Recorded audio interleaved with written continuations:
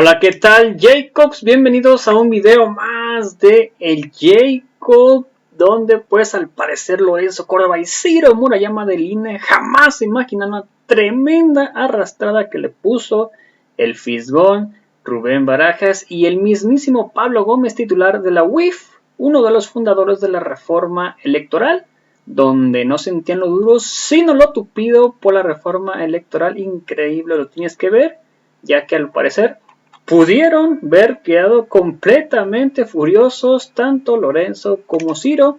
Así que pues sin más preámbulo, veamos de qué se trata y cómo estuvo y ahorita comentamos, ¿por qué no? Titular de la Unidad de Inteligencia Financiera, entre muchísimas otras cosas. Además, uno de los responsables de la reforma electoral. Y, perdón, hay que decirlo, dirigente estudiantil del 68, viejo dirigente de la izquierda, legislador emblemático. Sí. Te tenemos varias preguntas que hacer. Sí, fichas. Bueno, esas ya te salieron en gobernación. Pero te tenemos aquí varias preguntas que hacer. Es decir, últimamente se está dando una suerte de debate muy intenso o curioso, digamos, entre lo que es el Instituto Nacional Electoral, las autoridades, los consejeros, presidentes del Instituto Nacional Electoral, y la reforma electoral, es decir, un sector de la sociedad que impulsa la reforma electoral. ¿Cómo te explicas este activismo de los consejeros del Instituto Nacional Electoral? Por dos factores. Primero, creo que en el Instituto Nacional Electoral prevalece un grupo que es el grupo dominante, el grupo fuerte, el que toma en realidad las decisiones principales, que se ha ubicado en los últimos años en la militancia opositora. No solamente se trata de la reforma electoral que presentó el presidente al Congreso, sino se trata de otras muchas actitudes que toma una institución que se supone que es imparcial en la contienda política, o que ese es su papel o su característica principal, y que asume pues una actitud de liderar, no solamente de formar parte, sino que lidera en algunos aspectos, como en a la oposición. De la forma tan abierta como se ha hecho, no se había hecho antes. El Instituto Nacional Electoral nunca se caracterizó por su imparcialidad. Creo que ese no es el saldo histórico de ese instituto. Pero sí cuidaban mucho las formas y ahora ya no. Incluso ya se llegó a actitudes gravísimas como registrar candidatos a gobiernos, candidatos opositores a gobiernos locales de otro partido y quitarles el registro por cualquier pretexto. Esto no lo había hecho nunca este instituto, y porque es un ataque directo a una libertad política muy importante, que es la postulación del voto pasivo, que se le llama, o sea, recibir, y reuniendo las características, las condiciones que la ley señala, y teniendo ya el registro, quitar el registro, con un pretexto inventado. Para hacer esto hay que tener mucha sangre fría, y el grupo que domina al instituto sí que la tiene, ¿no? ¿Cómo no? Últimamente vimos un fenómeno que es curiosísimo, que es que el periódico El País publica una encuesta del INE, que el INE manda a hacer, pero que el INE decide no publicar porque parece ser que no le favorece. Es decir, y además se armó un lío porque pues, luego se hizo pública la encuesta y el INE trató de justificar que no la había publicado diciendo cosas verdaderamente insostenibles, ¿no? Entonces, ¿esto formaría parte de esta lógica faccional? Pues totalmente, porque si la encuesta hubiera sido lo contrario a lo que fue, pues la hubieran dado a conocer, ¿no? Y se hubieran colgado de ella. Claro. Entonces, como no les gustó porque contradice todo lo que están diciendo, entonces la ocultan, dicen que estaba en el portal de transparencia. Pero que la bajaron. Sí. Pero es evidente que la estaban ocultando. Pero también que el Instituto Nacional Electoral, quiero hacer aquí un matiz, el grupo dominante, no todos son exactamente iguales, Claro. Pero sí hay un grupo que es el que toma las decisiones básicas. Ese grupo, que está claramente en la oposición, también utiliza las armas institucionales para hacer oposición. Es la encuesta, ¿no? Si la encuesta hubiera sido como ellos pensaban que iba a ser, la hubieran usado. Todos los discursos que hace el consejero presidente y algunos otros consejeros son contrarios, digamos, a la línea de la cuarta T, pero no solo, sino que mienten. Y que eso es una cosa muy grave. Es gravísimo que una institución se convierta en un ariete de la oposición política. Y una institución electoral. Electoral, pues, imagínate, la institución electoral, eso tiene otro sesgo. Pues sí. Eso es otro nivel. Exacto. Es todavía peor, ¿no? Exacto. Pero bueno, eso es bastante grave. Ahora, que se utilice la infraestructura de la institución para estar haciendo oposición y combatir las posiciones y la política del gobierno. Pues yo digo que todavía es peor porque mira, ellos, si quieren ser opositores, tienen expedita la vía pues, de la postulación, de llegar al Congreso, o de optar por la presidencia de la República, por las gubernaturas, por todo, tienen su libertad política pues garantizada, sin ninguna limitación. Ahora, pero no han hecho un partido. Se han apoderado de una institución pública tan importante como es el INE.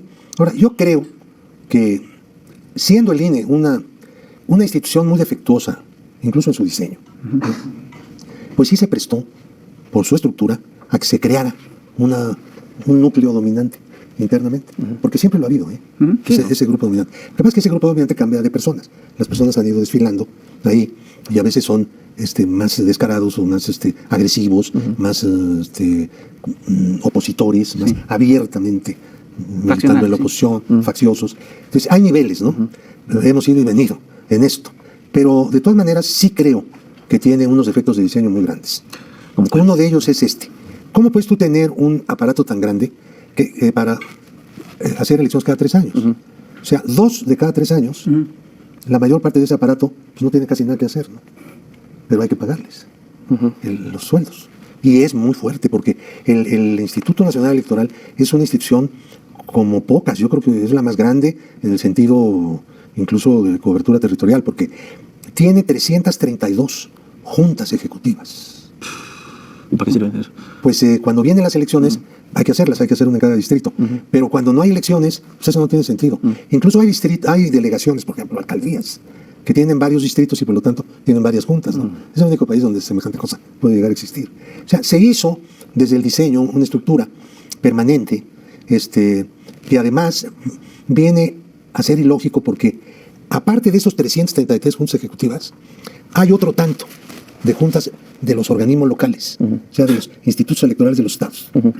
O sea, es un aparato gigantesco. Es una burocracia inmensa. Que además sale muy caro, pero se genera. Es un punto de poder en sí mismo. Claro. No, claro, por supuesto. Y además tiene muchísima capacidad política, porque como tiene la relación con los partidos que están en contienda, entonces tiene manera de poderlos presionar, de poder obtener cosas. ¿Por qué? Pero fuera, al margen de la vida electoral del país. ¿Por qué? Bueno, pues porque pueden a los partidos hacerles cositas, o cosotas. O sea, es el instituto electoral más costoso del mundo. Es el que, más que árbitro, parece partido político.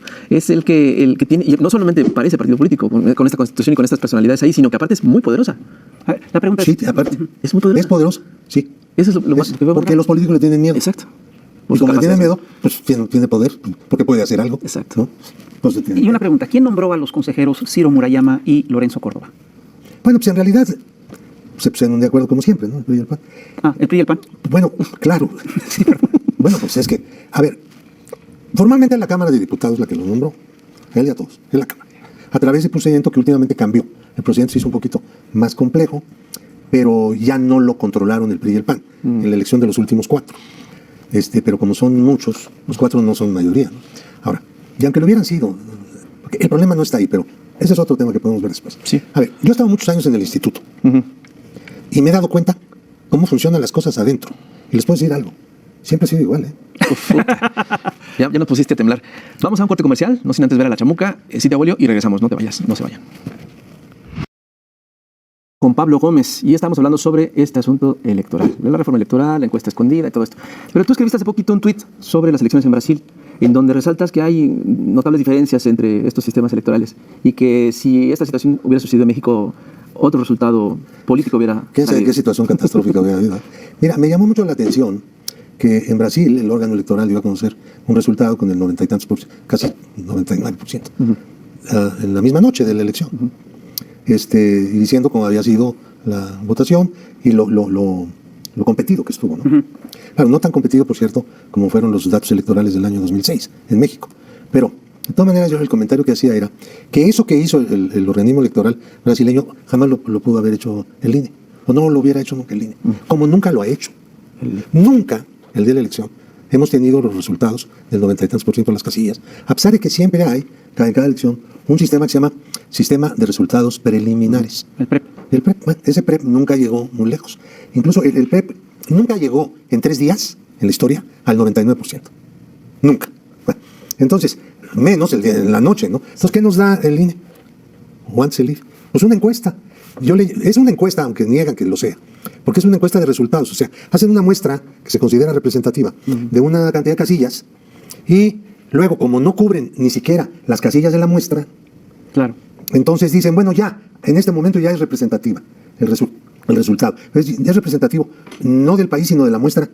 Ella representa a la muestra, no a las 100 y tantas mil casillas, ¿no? Entonces, y ya lo dan. ¿Y qué lo dan? Lo dan con un rango.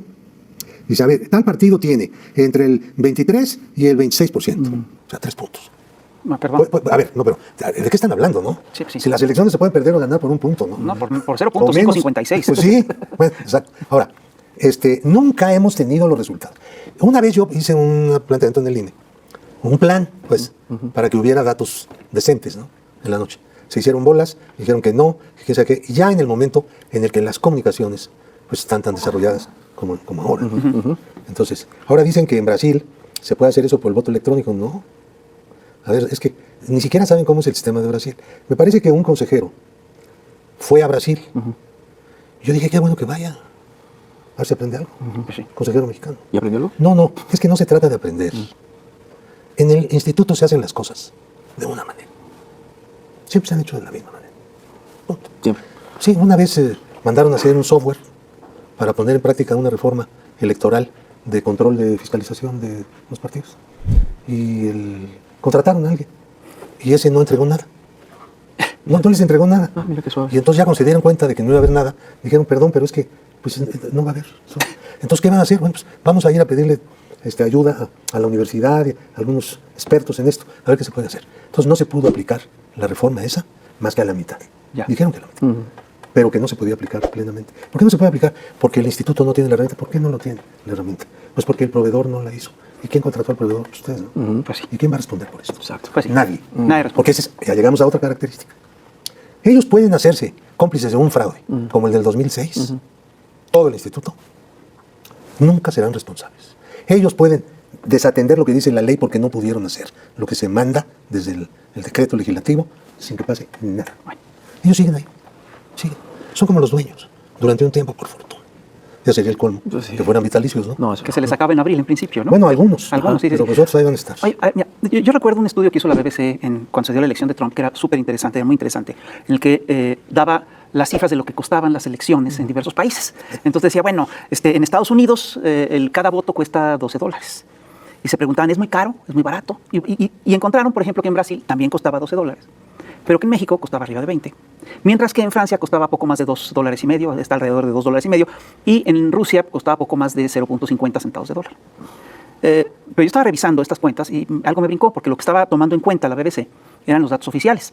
No tomaba en cuenta lo que se gastaba en las elecciones y que no se contabilizaba. Los monederos Monex, las compras de bolet, porque si empieza a contabilizar eso, resulta que el voto en México costaba entre $100 y $200. Entonces estamos hablando, ya incluso en los términos digamos, de lo legal, pues es uno de los votos más caros del mundo, si no es que es el más caro.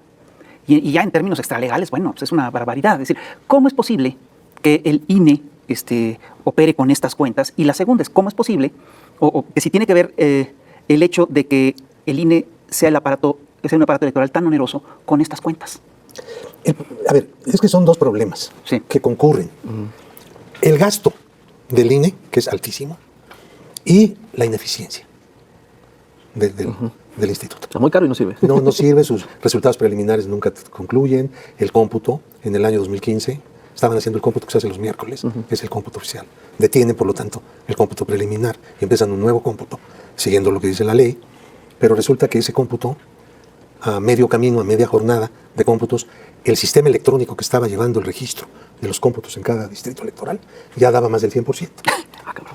Y dije, ¿cómo? Qué chingos. Y abrimos el 2015. El 2015. La elección Abrimos intermedia, es una elección intermedia importantísima. de diputados nada más. Sí. Abrimos el internet. Dijeron, ¿cómo que? A ver, esto no puede ser. Entonces llamamos a la prensa y dijimos, algo está pasando. Fueron ahí a reclamarles. El consejero presidente nunca apareció, nunca dio la cara, nunca dio explicación, nunca dijo nada. Y eso que le encanta salir cada rato a decir cosas. Sí, bueno, pues sí. ¿No? Si se trata de criticar al gobierno, de decir que México sí. va a la antidemocracia, a la dictadura y que se va a acabar la democracia en México, luego nos explique qué calidad tenemos de democracia, porque a eso nunca se ha referido en su vida.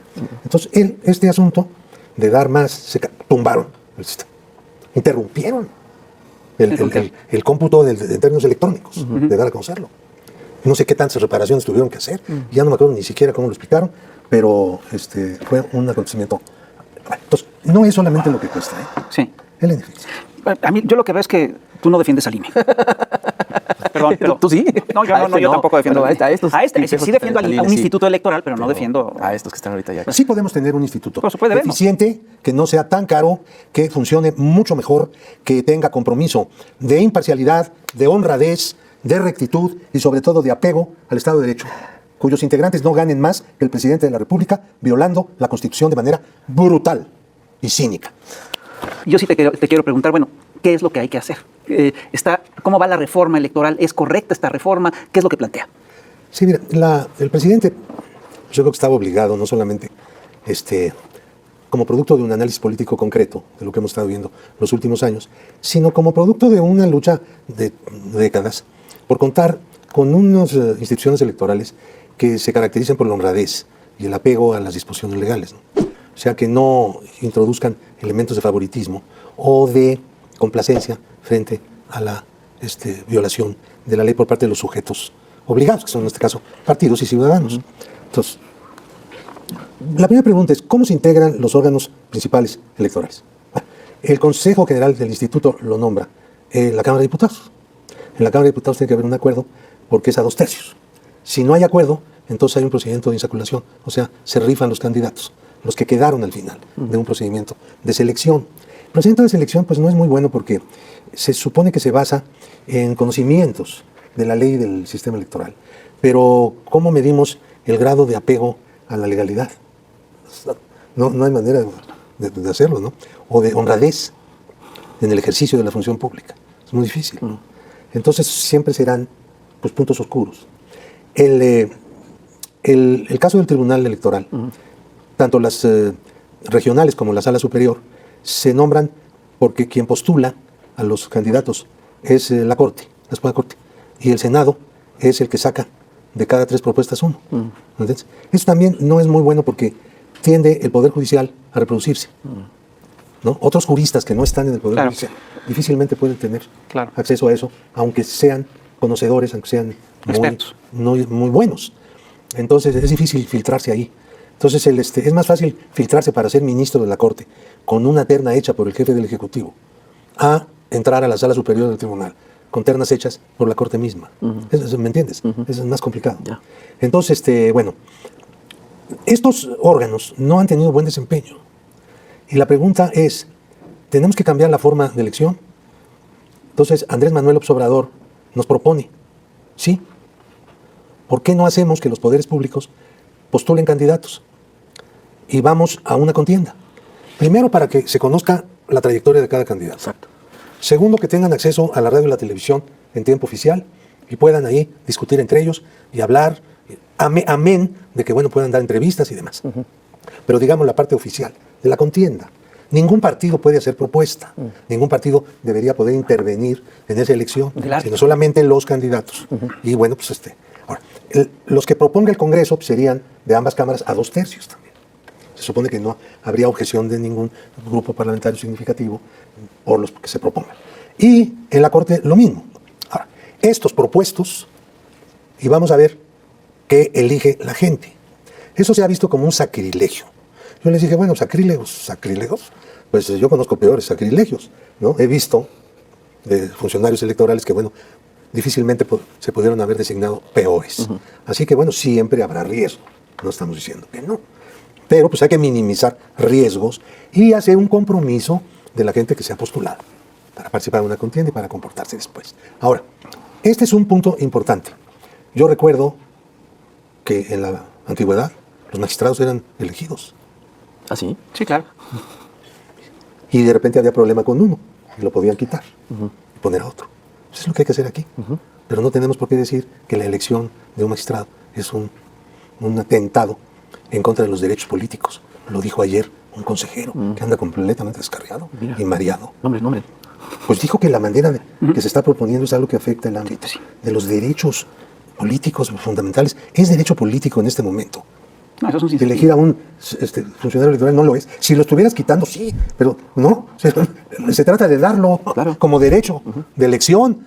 Ahora, es derecho político fundamental que la Cámara nombre a los miembros del Consejo General del INE. No es. O que el Senado...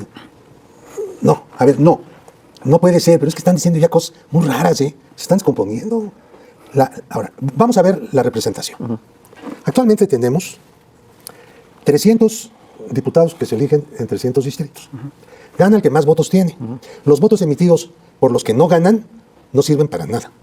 No se representan. Nada más se representan los que están con la mayoría. Pero se trata de que avanzar en una democracia en la cual pues, todo el mundo esté representado, claro, no solamente los que votan por el que ganó. Bueno, el sistema anglosajón, que es el inglés, toda la comunidad británica y el norteamericano, pues es muy viejo y no lo han podido quitar, pero todo el mundo se supone que lo critica. ¿Qué genera? 2 partidos.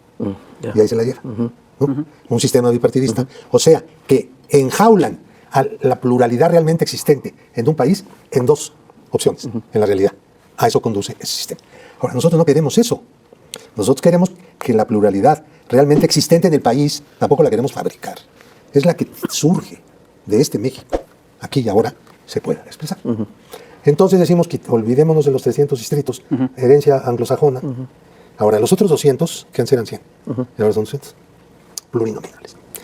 Son listas hechas por las direcciones de los partidos, y las direcciones de los partidos tienen 200 diputados de entrada. Pero son de las burocracias partidistas. Claro. Abajo la gente en la base no participa, no interviene. Entonces, quitar las 2 cosas al mismo tiempo. Es decir, Rey Ceroles copió este sistema del alemán, pero ni siquiera lo copió completo, o sea que no quiso copiarlo bien. Lo copió como quiso, como le convenía al PRI. En ese entonces. En ese momento, como es natural. Entonces, vamos a hacer un sistema más apegado pues, a ciertos cánones mundiales, en democracias ya un poco más antiguas. En cada estado se eligen tantos diputados según su población, como actualmente es y como siempre será. Ahí se vota, pero además, no solamente por partidos, sino también por listas. Los independientes pueden hacer su lista y operan en la papeleta como cualquier otro partido. Lo que hoy no existe para los pluris. Claro. Los independientes no juegan ahí, juegan nada más en los distritos, nunca ganan. Pues no. Imposible.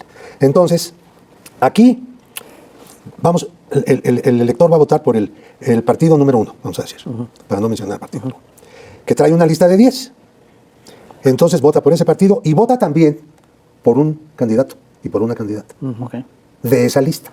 O sea, los electores fijan el orden en el que van a ingresar de acuerdo con el número de votos. Si ese partido saca, digamos, el 50% de los votos, o sea, 5 diputados, una suposición, 5 diputados. Entonces, el que tiene más votos dentro de la lista personales, es el que va arriba. ese es el 1, el que entra primero. Después 2, que tiene que ser mujer. O si el otro es hombre, entonces, si el otro es mujer, entonces el número 2 tiene que ser hombre. Tiene que mantenerse la equidad de género. Entonces, ya, entran los 5. ¿Pero quiénes son los 5? Los que más votos tienen dentro de los votantes de esa lista. Bueno, ¿qué estaríamos haciendo aquí? Estaríamos haciendo la elección constitucional el primer domingo de junio y al mismo tiempo la interna de cada partido. El mismo día y en la misma boleta. Mira nada más lo que te ahorras. Claro. Y se acabó el relajo de las imposiciones, las encuestas objetadas, las votaciones trucadas, etc. No, es el mismo proceso electoral. Y con el mismo gasto y con los mismos que cuentan los votos, con las mismas casillas, los que cuentan el voto. De cuántos tiene cada partido o cada lista independiente y cuál es el orden en el que ingresa el diputado de lista de cada estado. ¿Ya? Bueno, esto les parece algo horrible. Pero nadie nunca ha dicho por qué está horrible. Nunca nadie dijo, hasta ahorita.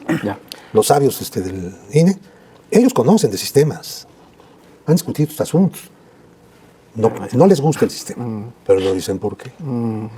¿Tienes alguna sospecha? Goldenberg no le gusta el sistema. Él dice que debe haber 250 distritos y 250 de lista plurinominal de las burocracias partidistas, que es del equilibrio. Pues es el mismo sistema de ahora, nada más está cambiando. Dice mitad y mitad. Bueno. Ahora, en lugar de 500 diputados que haya 300, yo creo que estamos bien. Sí, 500 son muchísimos, ¿no? Es uno de los países con los es un país de más 100 y grandes. tantos millones que tiene, digamos, casi la misma cantidad que Brasil, que tiene casi 200 millones, o de Estados Unidos, que tiene... Incluso hay más diputados en México que en Estados Unidos. Fíjate. Eso como que no jala. Bueno, no es tanto el problema ese, sino que no son necesarios 500. Es nada más para darle sentido a los 300 distritos que son improporcionales y los 200 proporcionales, pero son proporcionales nombrados por las burocracias, las cúpulas de los partidos. O sea que tampoco resolvemos nada en la proporcionalidad de los 200. Bueno, entonces, esta es la proposición y yo creo que sí se podría avanzar, en esta dirección. El financiamiento de los partidos. Ese tema. A ver, los partidos tienen un financiamiento muy alto. Los partidos reciben cada mes una mesada. ¿Y para qué? Sí, se supone. No hay elecciones, pero la reciben. A mí nomás, su domingo. A ver, yo entiendo que el financiamiento público en todo el mundo es para darle cobertura y tratar de igualar el momento de la campaña, de donde están los partidos en competencia haciendo campaña. Exacto. Que el Estado financie por lo menos una parte de esas campañas me parece bien, con la idea de que los partidos ricos no agarren un nivel tan desproporcionado respecto de los que no son. Y también, pues, es una actividad democrática la elección. Pero la vida cotidiana de los partidos no es la vida cotidiana de los partidos, es la vida cotidiana otra vez de las burocracias generadas dentro de los partidos. Bueno, entonces, eliminar el llamado financiamiento ordinario, no darlo, y dar lo mismo que se da ahora, sin cambio, en tiempo de radio y televisión y en dinero, para las campañas de los partidos. El tiempo de radio y televisión es permanente, no solamente es en campaña. Ahora, dice Woldenberg, que es un experto en esto, que vamos a disminuir el tiempo de radio y televisión de los partidos. No, vamos a quitarle tiempo al Instituto Electoral, que no necesita y para qué lo quiere. Tiempo permanente, diario de todos los años, todos los meses. Y al tribunal, ¿qué tiene un tribunal que anda haciéndose propaganda? ¿Para qué? A ver, no se ha visto eso. Estas son cosas que solo se inventan aquí. Quitamos eso y todo el tiempo que en este momento los partidos tienen asignados, exactamente se tendrá. En tiempo normal, que no hay elecciones y cuando hay elecciones. Punto. Entonces, en eso no debe haber problema. Dicen que nosotros queremos quitarle al instituto el control del listado electoral. No. O no han leído la iniciativa, que no creo que no la hayan leído, o no tienen una cosa muy simple que se llama honradez intelectual. Carecen de eso. Ahí dice claramente que el instituto tendrá control exclusivo sobre el listado electoral y nadie más. La gente que tiene acreditado su derecho ciudadano para votar en determinado lugar será una función exclusiva del Instituto Nacional de Elecciones y Consultas. Exactamente. Ahora, que porque le vamos a cambiar de nombre, eso mejor no lo discutimos. Ese ya le cambiaron de nombre varias veces. Así una más, pues no. Pasa nada. Una más no pasa nada. Es el Instituto Electoral del país. Ahora, lo que pasa es que en algún momento el listado de personas se va a llevar a cabo. Y va a ser un listado mucho más, porque se está creando eso en el país, en este momento. Ya existe la CURP, hay una serie de cosas. En un momento, el listado de personas, ciudadanos o no ciudadanos, se va a completar. Y se va a completar en una forma mucho más moderna que lo que es el padrón del INE actualmente y la credencial del INE. Estos son instrumentos del siglo XX. Nosotros estamos construyendo un instrumento del siglo XXI, que es pues, la era de la informática y de la comunicación, etc. Pero no esto. Tú pierdes tu credencial del INE y tienes que volver a hacer el trámite desde un principio. Es un relajo. No hay duplicado, no hay manera. No, además tienes que traer la cosa esa, ¿no? ¿Entiendes? Son cosas ya muy viejas.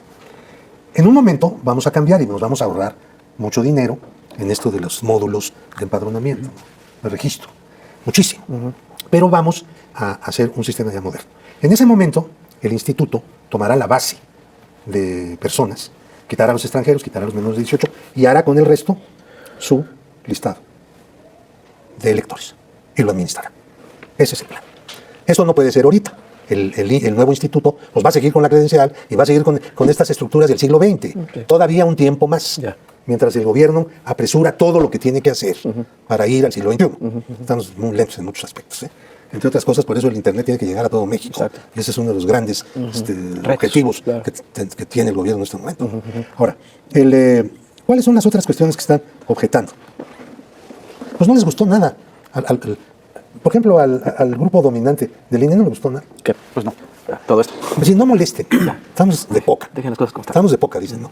¿A quién le muere? Yo tengo una hipótesis de por qué no les gusta. Yo estoy convencido de que cambiar un sistema electoral es muy complicado, entre otras cosas, porque ya se armaron, digamos, toda una serie de redes y relaciones políticas alrededor de ese sistema. Tocarlo implica modificar todo ese proceso. Y es lo que ocurre, por ejemplo, en Estados Unidos, donde todavía tienen reglas de votación del siglo XVIII, ¿no? Que implican que en Estados Unidos un voto no es igual a un nombre. En Estados Unidos el voto en California cuenta distinto que un voto en Oklahoma y que un voto en Kansas y que un voto en Texas. Y pues es un hecho que no es eso hace de ese modelo un sistema bien antidemocrático y sin embargo no lo tocan. No lo pueden tocar porque tocarlo es afectar a todo un tinglado de intereses. ¿No crees que eso es lo que está pasando aquí en México? Yo creo que son dos cosas. La gente que está en este momento en el INE, pues tendrá que dejar el cargo, para empezar. Tendría que haber una elección para un nuevo consejo, más chico. Segundo, sí, ellos tienen aparatos internos. Ven que los consejeros cambian, pero mucha gente auxiliar o mucha gente que está en el aparato burocrático de control, o sea, las juntas ejecutivas, siguen.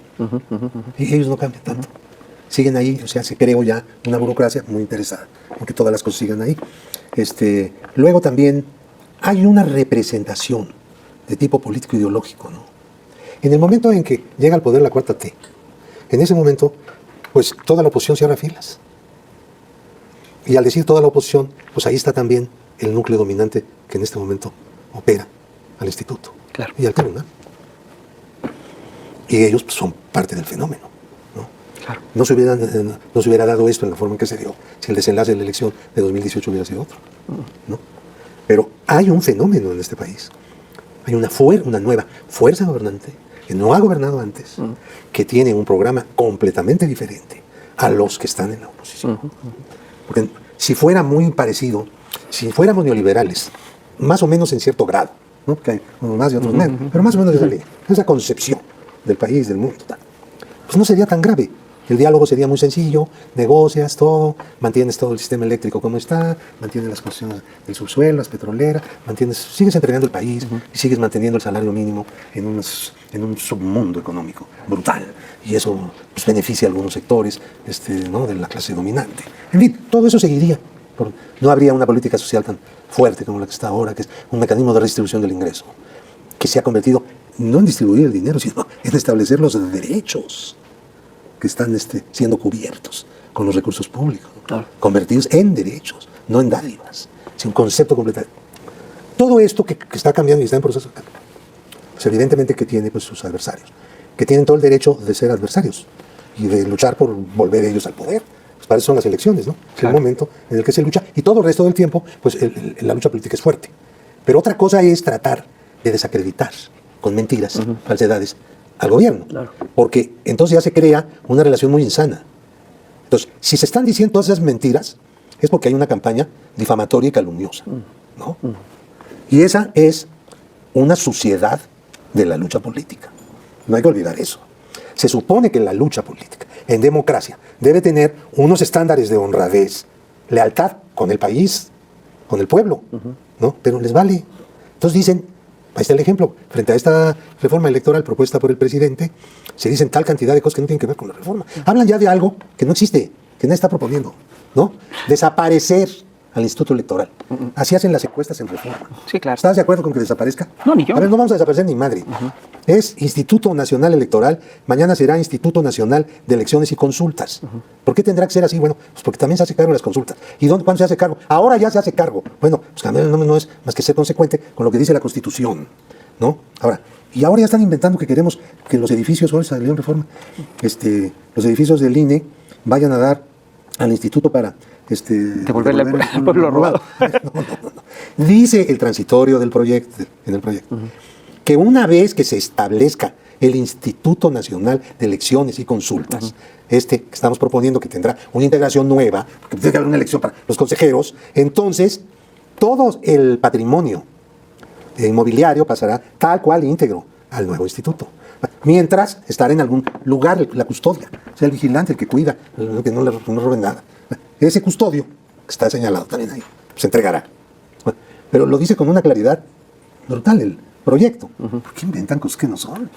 Pues hay falta de... No, yo creo que es más fácil rebatir las cosas que te inventan que las cosas que son reales. Es decir, cuando la gente te inventa, te ataca con mentiras, es porque no tiene el pues yo digo que no tiene mucho sentido estar discutiendo sobre la base de... Había un método hace decenas de años que le da Ollendorf, ¿no? Sí. Los interlocutores hablaban lo que querían. uno no se refería a lo que estaba diciendo el otro. El otro tampoco a lo que traía su rollo y el otro su rollo. Y entonces el problema era medir en qué momento iban a coincidir, ¿no? Temáticamente. Sí. Cómo la mente iba a acoplarse, a reorganizarse en el diálogo, una cosa de esas. Ese método Ollendorf. Pues yo creo que es el que quieren practicar. Lo que pasa es que ya llevan 4 años y no llegamos a un campo común de diálogo. Nada. Seguimos cada quien hablando de cosas distintas. Sí, como dice Fis, es importante de pronto combatir esas mentiras, pero no se le está dando la relevancia a la información real sobre cada tema. En este caso, no están discutiendo sobre lo real, lo que se está planteando, sobre lo que se está poniendo sobre la mesa. Exacto. Están discutiendo con los fantasmas que ellos mismos se crean. Eso es muy complicado. Se hunde entre tanta falacia, entre tanta mentira. Pero ahora, no se crean por ignorancia, no se crean por falta de información. No se crean por eso. No, ellos las crean para engañar. No, es una estrategia. Eso es lo que es una estrategia del debate. ¿no? Es una estrategia. Sí, claro.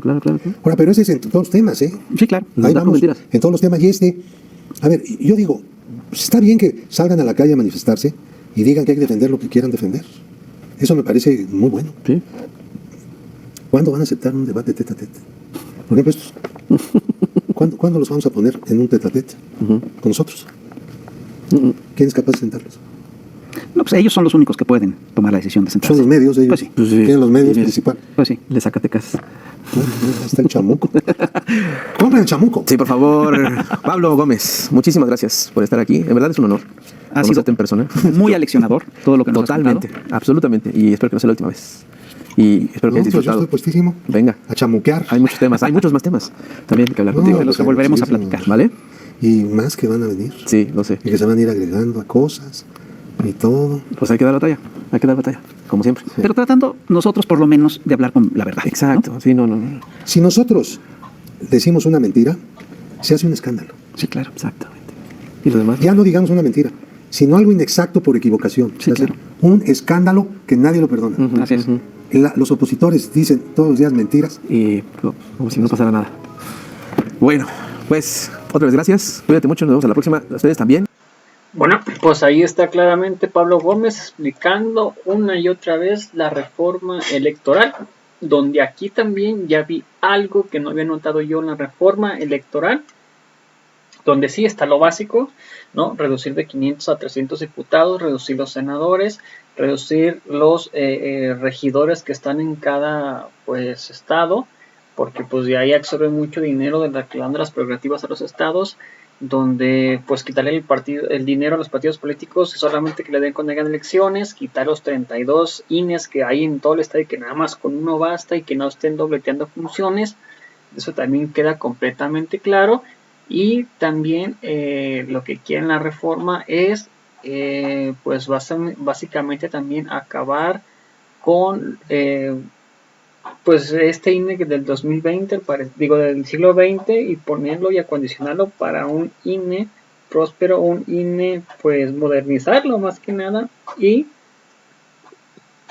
quitarle la burocracia dorada al INE también, ¿no? De que pues que ganen más de $250,000 de pesos, que tengan sus secretarias, que tengan sus viáticos, que tengan sus gasolinas, que tengan sus carros, que tengan sus chefs, que tengan asistentes, secretarios, todo eso se lo quitarían prácticamente al INE, le bajaría todo eso y más aparte, porque también aquí estamos pegando a los medios de comunicación el financiamiento para lo que viene siendo el INE en la radio y en la televisión y en los medios de comunicación de internet, que esto no lo tenía claro hasta apenas ahorita, donde pues sí se sigue manteniendo el tiempo para los partidos políticos que salgan en la televisión, pero aquí también lo que busca es quitar la publicidad del INE en los medios de comunicación, también del Tribunal Electoral. ¿Para qué los quieren? Exactamente, también es reducir un dinero considerable y eso que dinero de ahorro meterlo en otro lado, pues ya sea en infraestructura o en programas sociales, pero quitarle pues al parecer el tiempo de televisión o de medios o de prensa o de propaganda a el INE, que el INE gasta monstruosas cantidades de dinero para decirte que es un aparato de la octava maravilla, donde pues prácticamente se mete publicidad a diestra y siniestra y por los medios de comunicación pues como le dan dinero, bienvenido sea, yo te anuncio y que no sé qué, pero pues al parecer eso también ya los puso a temblar porque les reduciría considerablemente a todos los medios, porque se les va el financiamiento del INE y se les va el financiamiento de los partidos políticos, pero sobre todo del INE, porque el INE invierte mucho más dinero de lo que debe en radio, televisión y prensa escrita y internet. Fíjense cuánto dinero, cantidades monstruosas. Entonces les van a quitar todo este dinero, ¿vale? A los partidos políticos. Por eso es que están llorando también los medios de comunicación y se están, pues básicamente uniendo para que no pase eso, porque pues les debería una entrada de dinero, reduciría muy drástico, prácticamente se quedarían sin una muy buena entrada de dinero. Por eso es que también están actuando ahí los del INE en no querer esta reforma electoral. Prácticamente no la tenía claro, pero pues ya al parecer ya quedó aquí claro en quitarle el tiempo al INE para publicidad, porque pues sí, ¿para qué te estás publicitando o para qué le estás dando pues en tele y en televisión si uno pues ya sabe para qué es el INE y uno ya sabe para qué se ir a votar? Entonces mejor todo ese dinero que gastan en regalárselos, ¿no?, a los de la televisión, mejor simple y sencillamente se van a programas sociales o a infraestructura que va a estar mucho mejor invertido que enriquecer a los medios de comunicación. Completamente ahí de acuerdo. Y pues básicamente también reducir los consejeros electorales y del tribunal, completamente de acuerdo, porque pues hay una muchísima corrupción en todos los cines estatales, porque hay 32 INES, si no sabían, hay 32 INES en cada estado, que pues yo ni siquiera sé ni qué onda con el INE de aquí de Jalisco, no sé ni cómo, ni quién está, ni quién está a cargo, ni quiénes son, ni nada, pero por simplemente son allegados, ¿no? Que hay un Cirito Murayama, hay un Lorencito Córdoba en Jalisco, hay un Lorencito Córdoba y un Ciro Murayama en el DF, en Nuevo León, en Coahuila, Tabasco, Chiapas, Yucatán, Veracruz, Puebla, y pues claramente no se ocupa poner doble. ¿Para qué? No se necesita, y más aparte, de todos modos impugnan los estatales y los estatales siempre se van para allá, para los nacionales. Entonces, ¿para qué quieres a un INE estatal? Completamente de acuerdo. Así que pues están temblando con esta reforma electoral que pues al parecer la trazaron para diciembre. No sé si sea estratégico o no alcancen todavía los votos para que pase la reforma electoral. Yo creo que se está cocinando porque se habían quedado en que en noviembre se iba a ir prácticamente de filo con las discusiones y empezar las votaciones, pero al parecer no, se pone en diciembre y en diciembre van a empezar otra vez a reanudar las discusiones para la reforma electoral. Y no duden que más adelante se venga otra vez las discusiones y la reforma electoral. Así que pues no sé ustedes qué opinan ahí al respecto de esto. Sin antes mencionar, si me pueden apoyar con estrellas que no afecten tu economía, sería completamente fantástico. Compartir estas estrellas color dorado. Te van a aparecer desde 99 hasta 530 estrellas. Con estos 3 puntos color morado le das en quiero colaborar y por solo 99 pesos mensuales puedes cancelar cuando tú quieras en apoyo y consideración al canal. Te lo agradecería muchísimo. Vamos a ver qué opina la gente al respecto de esto. Emilio Laguna, fuera Lorenzo Córdoba, fuera Ciro. Truncha Urbina, fuera Lorenzo y Ciro, fuera Isabel OEG, saludos. Mónica Robles, largo Lorenzo, rata corrupta. Y Denfoso Duarte, fuera la rata. Soberdis Medina, fuera el INE. César Carrillo, saludos. Sobrenis Medina, cárcel para Lencho y Ciro sin derecho a fianza. Juan Antonio López, saludos, excelente. Guillermo González, saludos. María Ramírez, saludos. Hagan lo que López diga. Junior Sandoval, sí a la reforma del INE, corrupto, basta de corruptelas de Lencho, corrupto. Alejandro García, ¿qué dicen los derechangos? Miguel Jiménez, saludos.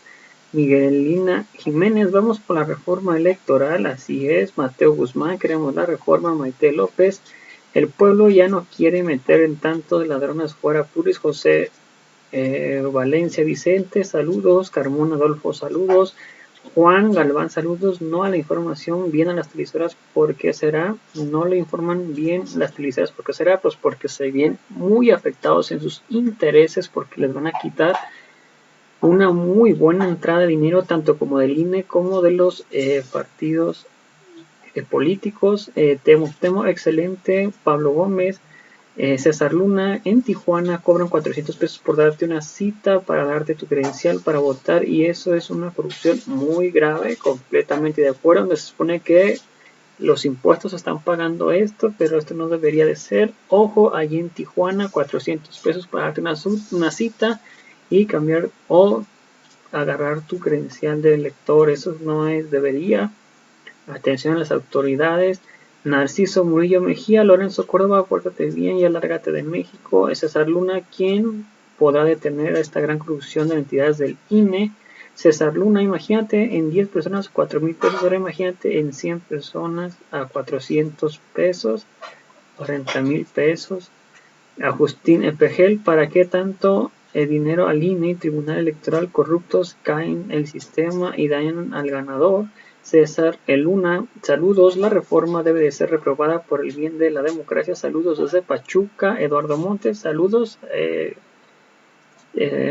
Eduardo, desde la hermosa Perla Tapatía, Guadalajara, Jalisco, México, y a toda la audiencia también, saludos desde la hermosa Perla Tapatía. Recuerden, si me pueden apoyar ahí en la página, con el video, comentarlo y compartirlo para que muchas más personas se enteren de esto, ya que en los medios de comunicación no aparece como debería estar bien explicada lo de la reforma electoral, y así apoyar prácticamente esta reforma. Y también yo creo que deberíamos de meter presión nosotros, tanto como en redes, como en manifestaciones, como en la Cámara de Diputados, de la reforma electoral, de que ya hay una encuesta donde dice que 8 de cada 10 quiere esta encuesta.